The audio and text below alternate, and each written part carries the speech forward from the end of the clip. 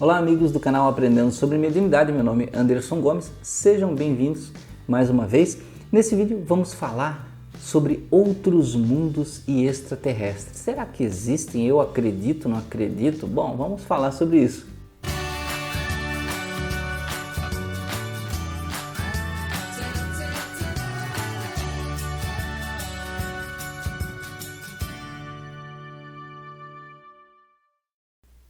Bem, meus amigos, muito obrigado por estarem aqui em mais esse vídeo, tá?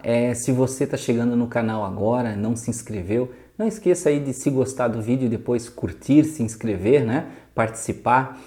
Eu não costumo falar muito dessa parte, que as pessoas que falam no YouTube, né, sempre comentam que está lá curtindo os vídeos, se inscrevendo, mas se você está gostando do canal, se inscreva aí, curta sempre os vídeos, até porque cada vez que você curte o vídeo, ele, digamos assim, se projeta no YouTube para que outras pessoas possam também assistir, ou seja, ele começa a ficar mais sugerido no YouTube, né? Então, se você quer que outras pessoas também aprendam o que você está aprendendo, né, faça aí o clique aí no íconezinho do curtir, tá? Então, gente, esse assunto é muito interessante, eu particularmente gosto muito, sobre outros mundos, né, e extraterrestres. Será que isso existe, né? Isso está na doutrina espírita de alguma forma? Eu acredito. Vejam, eu tenho o seguinte conceito, né? Que acreditar é quando você pode achar que uma coisa existe e depois não achar mais, né? Acreditar e desacreditar, ou seja, você não sabe, você só acredita. Na verdade, eu não acredito, eu sei que existem seres extraterrestres, eu sei que existem seres de outras dimensões e sei que existem outros mundos habitados. Então é diferente de acreditar, eu sei, até porque eu também já vi, né? Já vi manifestações, já vi objetos, né? Voadores, como as pessoas falam, né? E já interagi com objetos.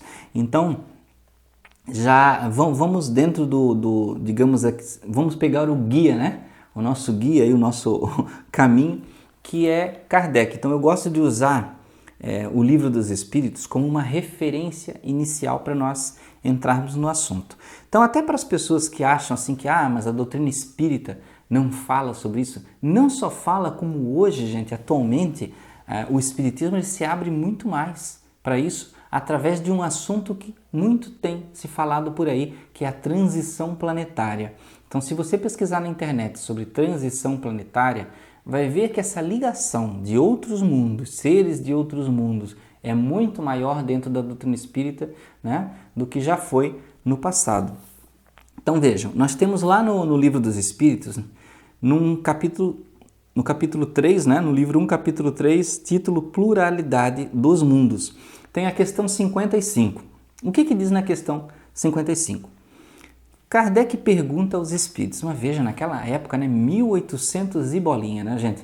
Como é que Kardec ia pensar nisso, né? Eles tinham esse anseio de se preocupar com o extraterrestre, mas Kardec perguntou, porque Kardec tinha uma visão à frente. Tá? Então ele diz, todos os globos que circulam no espaço são habitados? Ele pergunta para os espíritos. E eles respondem, sim. E o homem da Terra está longe de ser, como crê, o primeiro em inteligência, em bondade e perfeição. Todavia, há homens que se creem muito fortes, que imaginam que somente seu pequeno globo tem o privilégio de abrigar seres racionais. Orgulho e vaidade. Julgam que Deus criou um universo só para eles. Então aí, vejam que só nessa resposta está contida uma lógica gigantesca, né? Por que você vai achar que Deus pegou um dos menores planetinhas do universo, numa imensidão de estrelas, de galáxias, e disse, eu vou botar só os humaninhos nele, né? Só os seres humaninhos, como o pessoal fala na internet, vou botar só os seres humaninhos aqui e todo o universo vai ser só para eles olharem. Eu vou fazer as estrelas só para eles observarem. O Sol vai ser só para eles, todas as galáxias, buracos negros, cometas. Não teria lógica nenhuma, né? Você na sua casa, vamos supor que você vai fazer uma construção. Você faria uma casa com 30 quartos para usar só um? Você faria uma casa de 3.000 metros quadrados para usar 100, não teria lógica nenhuma, né? Você ter todos esses lugares desabitados, né? Então, gente, Deus não trabalha desse tipo de forma assim como nós não faríamos, né? Seria ilógico. Então aqui Kardec faz uma, digamos assim, uma consideração. Deus povoou os mundos de seres vivos concorrendo todos ao objeto final da providência. Acreditar que os seres vivos estão limitados a um único ponto que habitamos no universo seria pôr em dúvida a sabedoria de Deus, que não fez nada inútil. Ele deve ter determinado para esses mundos um fim mais sério que o de recriar a nossa visão. Kardec já explicou tudo, né? Nada, aliás, nem na posição, no volume, na constituição física da Terra, não pode razoavelmente fazer supor que só ela tem o privilégio de ser habitada com exclusão de tantos milhares de mundos semelhantes. Então aqui Kardec continua com a seguinte pergunta: a constituição física dos diferentes globos é a mesma? Ele está falando da constituição dos corpos, né, das pessoas que vivem neles. Olha a resposta do Espírito: não. Eles não se assemelham de modo algum. Então as constituições físicas são diferentes.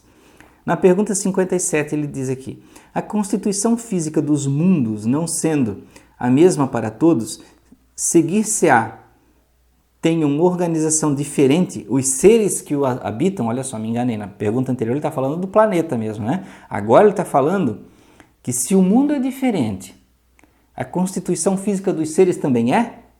É isso que ele está perguntando. E a resposta do Espírito: sem dúvida, como para vós os peixes são feitos para viverem na água e os pássaros no ar. Ou seja, se os mundos são diferentes, naturalmente as constituições físicas vão ser diferentes. Então veja, um planeta com muito gás, um planeta que é muito quente, um planeta que é todo composto de água, o outro composto por gelo. Os seres vão ser diferentes em cada planeta de acordo com a sua característica, tá? Então ele faz outra pergunta aqui na 58. Os mundos mais afastados do Sol estão privados de luz e de calor, uma vez que o Sol se mostra a eles apenas com a aparência de uma estrela? A resposta do Espírito: crede, pois, que não existem outras fontes de luz e de calor além do Sol, e não considerais em nada a eletricidade, que em certos mundos tem um papel que desconheceis e muito mais importante que sobre a Terra? Aliás, não dissemos que todos os seres sejam da mesma matéria vossa e com órgãos dispostos como os vossos? Ele ainda fala órgãos dispostos como os vossos. Ele está querendo dizer aqui, está revelando que também tem composição orgânica diferente, órgãos diferentes. Então Kardec termina esse pedacinho aqui com uma consideração, né? As condições de existência dos seres que habitam os diferentes mundos devem ser apropriadas ao meio para qual foram chamados a viver. Se não tivéssemos jamais visto os peixes, não compreenderíamos como esses seres podem viver dentro d'água. Assim acontece em outros mundos que contêm sem dúvida elementos que desconhecemos. Não vemos nós sobre a Terra as longas noites polares iluminadas pela eletricidade das auroras boreais? Olha que só Kardec foi inteligente aqui, né? Que há de impossível que em certos mundos a eletricidade seja mais abundante que sobre a Terra e desempenhe um papel de ordem geral cujos efeitos não podemos compreender? Esses mundos podem, pois, conter em si mesmos as fontes de calor e luz necessárias aos seus habitantes. Depois, na sequência, tem considerações e concordâncias bíblicas referentes à criação. Então, quem quiser ler adiante, gente, siga lá porque tem bastante informação. Então, vejam, Kardec dá uma demonstração ali com aquelas perguntas aos espíritos que não só existem, mas eles explicam que existem diferentes mundos, de diferentes constituições, de seres com organizações físicas diferentes, não só na forma do corpo, mas na disposição de órgãos. Né? Por quê? Porque eles têm necessidades diferentes. Imagine na sua imaginação aí, como seria um ser que vive no calor extremo? Como seria um ser que vive no frio extremo? Ou embaixo da água? Ou num planeta que não tem oxigênio, mas sim gás na sua atmosfera? Né? Então, existem diversas formas. Se nós olharmos só no nosso mundo, por exemplo, nós vamos encontrar seres que vivem em condições muito adversas. Por exemplo, um camarão. Vamos dar um exemplo. Um camarão, ele não é um serzinho muito frágil, né? O que você faz com o camarão? Você não bota ele na água fervendo e cozinha? É assim que acontece, né? Mas você sabia que tem camarões que vivem em fossas vulcânicas no fundo do mar, onde sai a água fervente e ele vive ali junto daquela água fervente que sai de uma fossa vulcânica? E como é que ele não cozinha? Como é que ele não morre? Né? Então vejam, tem seres até no nosso próprio planeta, seres de constituições diferentes, com órgãos diferentes, né? Com capacidades de vivência diferentes. Até mesmo os humanos, não tem humanos que vivem no frio extremo, né? E que teriam dificuldade de se acostumar no clima ameno e vice-versa também? Né? Já pensou pegar uma pessoa lá do Mar do Caribe e colocá-la no Alasca? Ela teria muita dificuldade para viver, teria que passar por um processo de adaptação. Então vejam, existem seres de outras esferas, de outros planetas, que vivem em nosso planeta, que contribuem com o nosso planeta. Existem seres que vieram de fora e, digamos assim, eles estão tanto tempo aqui que poderia se dizer que eles são mais terrestres que nós, que são seres que cuidam da Terra desde a sua constituição. Né? Muitos dos encarnados hoje, uma boa parte, são espíritos que evoluíram na Terra, mas muitos são espíritos que já vieram de fora, passando por diversas linhagens de reencarnação para evoluir no bem e precisaram vir para a Terra para continuar sua evolução.